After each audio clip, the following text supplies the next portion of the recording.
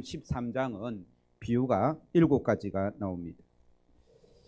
우리가 천국을 만질 수 없고 볼 수 없기에 예수님께서는 비유를 통해서 가르치신다라는 사실입니다.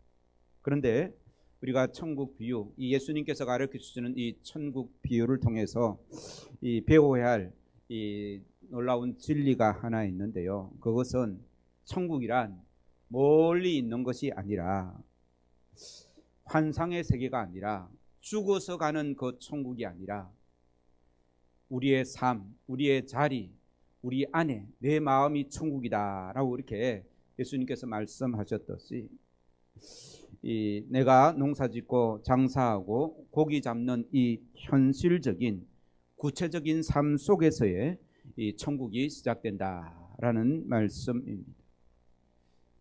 우리의 찬송가가 주로 천국 소망에 대한 찬송가는 우리가 죽어서 세상 끝날에 우리가 이루어질, 아까 예배 전에도 불렀던 찬송들이 다 그런 내용이지 않습니까? 그죠? 그런데 예수님께서 가르쳐 준 이 천국의 비밀은 어디서부터 시작된다고요? 지금 내가 있는 이 자리에서부터 시작된다라는 것입니다. 참된 신앙은 현실의 구체적인 삶에 신앙을 적용하는 것입니다. 삶은 따르고 신앙은 따르고, 그런 말은 잘못된 것이죠. 참된 신앙은 환상의 세계로 빠져드는 것이 아니라 그 믿음을, 그 천국에 대한 소망을, 천국에 대한 그 천국의 기쁨을 지금 살아내는 것이 참된 신앙인 줄로 믿습니다. 그래서 신앙생활을 마치 현실 도피하듯이 모든 재산을 다 팔고 어디로 들어가야 되는 것처럼 그렇게 하는 신앙은 이단입니다. 온전한 신앙이 아니다는 것입니다. 그래서 오늘 설교 말씀을 듣는 모든 성도들은 먼저 천국의 소망을 우리가 확실하게 해야 되지만, 무엇보다도 우리의 마음과 생각이 천국으로 가득 차고 우리의 생활이 천국의 기쁨을 누리는 복된 삶이 되어야 되는 줄로 믿습니다. 그래서 먼저 가정에서, 또 나의 삶의 터전에서 천국을 이루어가는 삶이 이 복된, 그래서 교회를, 그런 의미에서 교회를 작은 천국이다라고 이렇게 말할 수 있죠. 가정도 작은 천국이 그런 의미에서 될 수 있는 것입니다. 오늘 본문 말씀에 이 47절 같이 읽겠습니다. 47절입니다. 시작. 또 천국은 마치 바다에 치고 각종 물고기를 모으는 그물과 같으니. 천국은 마치 어부가 고기를 잡기 위해 바다에 그물을 던지는 것과 같다라고 이렇게 말씀하고 있습니다. 그러므로 오늘 본문은, 오늘 천국에 대한 비유가 여러 가지인데, 오늘 이 마지막 7번째 이 마지막 이 비유는 이 천국이 어떻게 완성되는가라는 의미에서 이 예수님께서 천국의 비유를 말씀해 주고 있습니다. 혹시 여러분 그물 만드는 방법을 알고 계십니까? 오늘 이 천국은 뭐와 같다고 했습니까? 한마디로 말하면 다 요약하고, 천국은 뭐와 같다? 그물과 같다라고 했지 않습니까? 제가 어릴 때 저희 형님이 저에게 그물 만드는 법을 가르쳐 준 적이 있습니다. 그래가지고 어릴 때 좀 이 그물을 한 몇 번 그물을 만들어 봤는데, 지금은 어떻게 하는지 잘 모르겠습니다. 다 까먹었습니다. 하여튼 물고기를 잡으려고 하면 뭐가 있어야 됩니까? 예, 그물이 있어야죠. 그럼 그물이 그냥 있습니까? 그물을 만들어야 되겠죠. 그죠? 자기가 만들지 못하면 누군가가 만들어 놓은 그물을 사야 됩니다. 그물만 있다고 고기를 잡을 수 없습니다. 그 그물을 이제 배를 타고 어디로 가야 되겠습니까? 바다로 가긴 가야죠. 당연히 바다 가야지 그 물고기를 잡죠. 바다를 가는데 물고기가 잘 다니는 길이 있습니다. 그 길에 이제 그물을 쳐놔야 되죠. 그리고 기다려야 됩니다. 그리고 가서 이 그물을 끌어올려야 됩니다. 고기를 잡으려고 하면 이런 여러 가지 단계들이 필요하다라는 거예요. 무슨 말인가 하면 이 고기를 잡으려고 하면 적극적으로 이 자기의 것들을 투자해가면서 시간을 내가면서 노력까지 해가면서 이 거물로 가지고 물고기를 잡을 수 있다는 것이죠. 그래서 천국은 마치 물고기를 잡는 그물과 같으니라는 말은요, 이 그물을 친다라는 것은 고기를 잡으려는 적극적인 방법이라는 것입니다. 그러므로 천국을 고기 잡는 그물에 비유하는 것은 하나님의 이 적극적인 의지를 볼 수 있는 것이죠. 하나님께서는 그물을 가지고 물고기를 잡는 어부처럼 하늘나라의 그 백성, 하나님께서 오늘 본문에 보면 좋은 것과 못된 것이라고 이렇게 기록하고 있지 않습니까? 그죠? 좋은 그 물고기들을 잡으려고 애를 쓰신다는 말씀입니다. 이것이 우리가 오늘 본 말씀을 통해서 첫 번째, 천국은 어떤 곳이라고요? 하나님께서 이 좋은 것, 이 좋은 성도, 좋은 이 물고기를 잡으려고 하는 그러한 하나님의 의지가 가득한, 그것도 적극적인 의지가 가득한 것이 천국이다는 말씀입니다. 하나님은 자기 백성을 찾으시는데 굉장히 적극적이십니다. 아브라함을 통해서 하나님께서 그의 백성들을 모으려고 했고요. 또 엘리야, 예레미야, 엘리사, 이사야, 에스겔 등 수많은 선지자를 통해서 하나님의 백성을 불러 모았습니다. 그렇게 찾아도 이 반응이 미지근하니까 하나님께서는 최후의 방법을 택하신 것이죠. 바로 이 자신이 직접 이 땅에 오셔서 인간의 모든 죄를 사하시고 우리를 구원하시고 하나님의 백성으로 삼으시려고 하는 얼마나 적극적이고 열심으로 우리를 찾았습니다. 이것이 바로 하나님의 사랑의 표현인 것이죠. 우리는 그러한 적극적인 하나님의 사랑의 그물에 붙잡힌 자인 줄로 믿습니다. 우리는 이 물고기처럼 자기 갈 길로 갔지만 하나님께서는 그물을 가지고 우리를 하나님의 백성으로 불러 주셨다는 것이, 그것이 오늘 본 말씀 하나님의 적극적인 그 사랑의 의지, 우리를 부르시는, 좋은 것을 찾으시는 하나님의 모습을 볼 수가 있습니다. 두 번째로는요, 이제 그물에 고기가 많이 걸리면 어떻게 합니까? 오늘 본문에 보면 어떻게 합니까? 48절 같이 읽겠습니다. 시작. 그물에 가득함에 물가로 끌어내고 앉아서 좋은 것은 그릇에 담고 못된 것은 내버린다 라고 이렇게 말씀하고 있습니다. 그러니까 이제 그물을 끌어올리죠. 그죠? 끌어올려 가지고 그 그물에는 좋은 것도 있고 못된 것도 있다라고 성경은 말씀하고 있습니다. 그래서 이제 땅으로 끌어올려 가지고 이제 그물에 고기들을 분류를 하는 거예요. 그래서 담아 가지고 집으로 가져갈 것과 필요 없는 것들은 어떻게 합니까? 내버리는 것이죠. 곧 운명의 시간이 다가옵니다. 그런데 예수님께서 이 비유를 하시면서 이 비유가 물고기 잡는 그런 한가한 이야기가 아니라 49절에 완전히 이 급반전이 일어납니다. 49절 같이 읽겠습니다. 시작. 세상 끝에도 이러하리라. 그러니까 물고기 잡는 이야기를 하시다가 갑자기 예수님께서 무슨 이야기 하십니까? 세상 끝을 이야기하시는 거예요.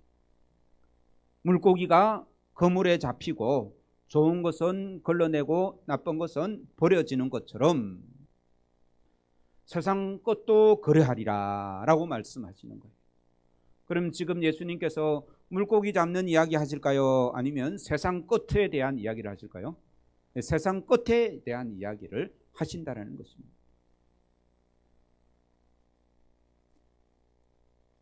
계속해서 49절 다시 한번 읽겠습니다. 시작. 세상 끝에도 이러하리라. 천사들이 와서 어인 중에서 악인을 갈라내어 풀무불에 던져 넣으리니 거기서 울며 이를 갈미 있으리라.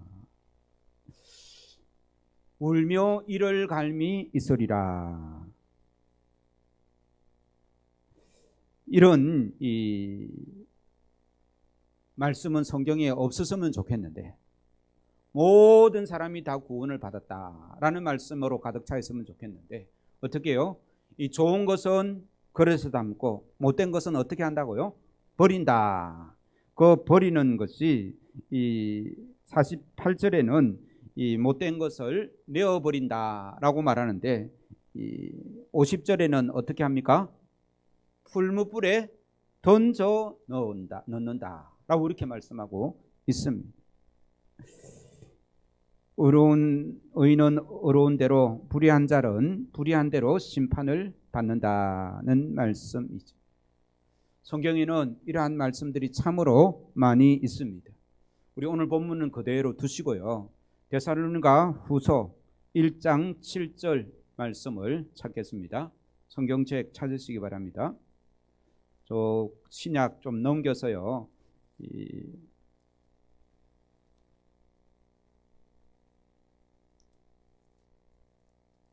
데살로니가 후서 1장 7절 334쪽입니다.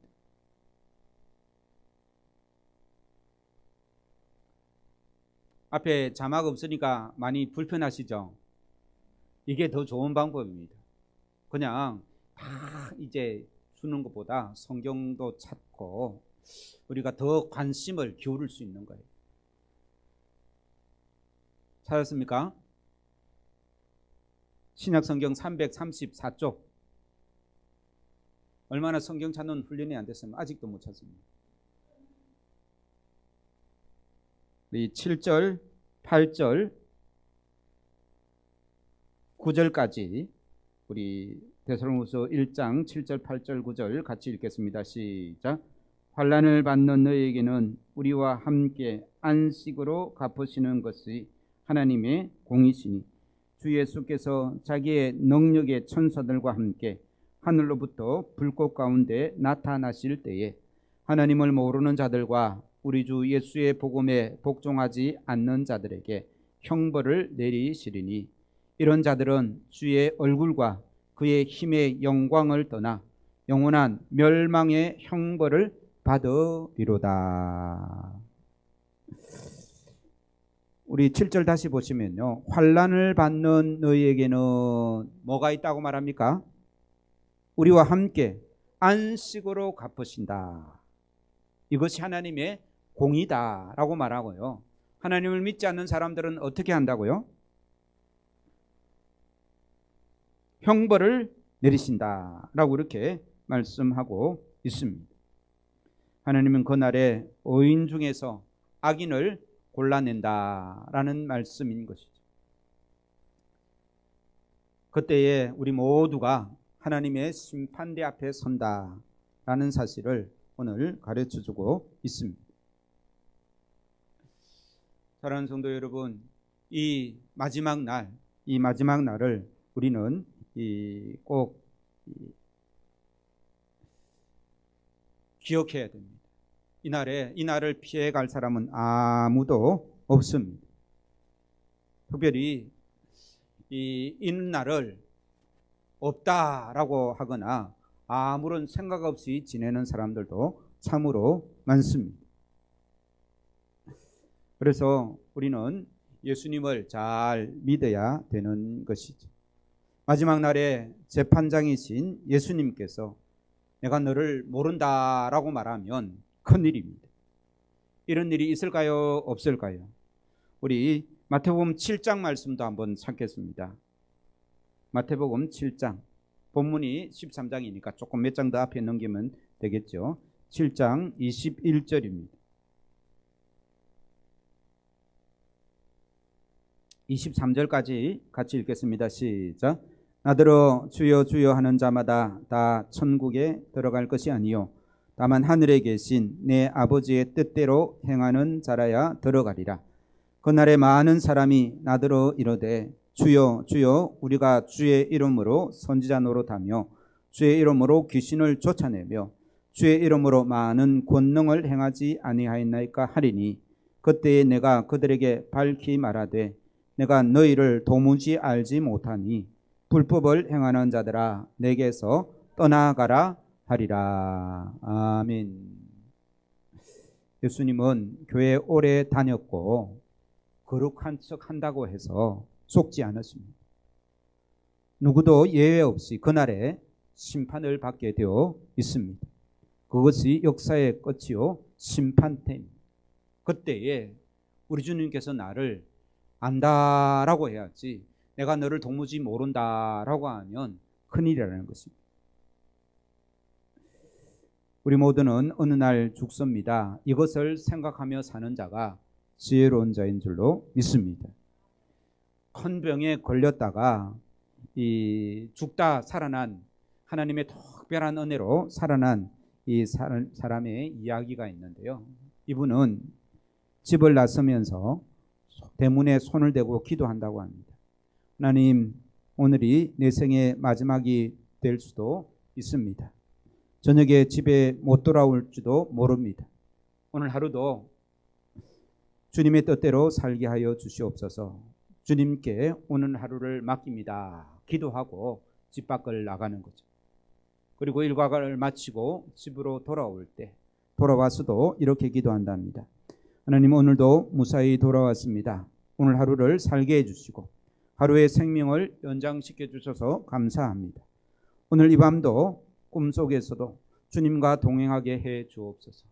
혹시 내일 아침 기쁘게 눈을 뜨게 해 주옵소서.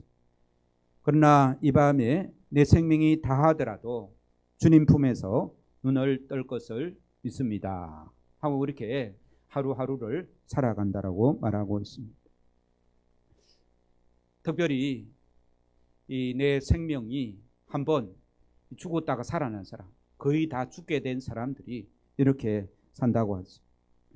갑자기 쓰러져 응급실로 실려간 경험이 있는 사람들은 인생을 보는 눈들이 달라진다고 합니다. 저희 교회도 두 분 있어요. 두 분 다 제일 앞자리에 앉았었는데 어느 날 갑자기 쓰러지고 이 응급실로 실려가지 않습니다. 그때에는 내 생명을 내 마음대로 할 수가 없는 것입니다. 내가 누리고 있지만 내 것이 아니다라는 생각을 하는 것이죠. 그렇습니다. 우리의 생명도 우리의 젊음도 영원하지 않습니다. 우리의 재물도 우리의 자녀도 지금 내가 열심히 일하고 활동하고 있는 것도 다 내 것이 아닌 그 때가 온다라는 것이죠. 우리 주님께서는 언제 거두어가실지 모릅니다. 나의 종말의 때, 역사의 종말의 때가 있다는 말씀입니다. 우리 옆에 분에게 종말의 때가 반드시 온답니다. 한번 이야기해 보시기 바랍니다.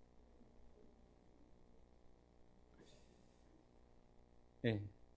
물고기가 그물에 잡힐 때 수수할 때가 온다라는 것이죠. 그때 내가 하나님의 심판대 앞에 선다는 사실을 오늘 가르쳐주고 있습니다. 심판대 앞에 서면 어떤 일이 일어나겠습니까? 오늘 본문에는요, 물고기를 이제 이 좋은 것과 못된 것을 구분하는 그때가 심판대입니다. 그죠?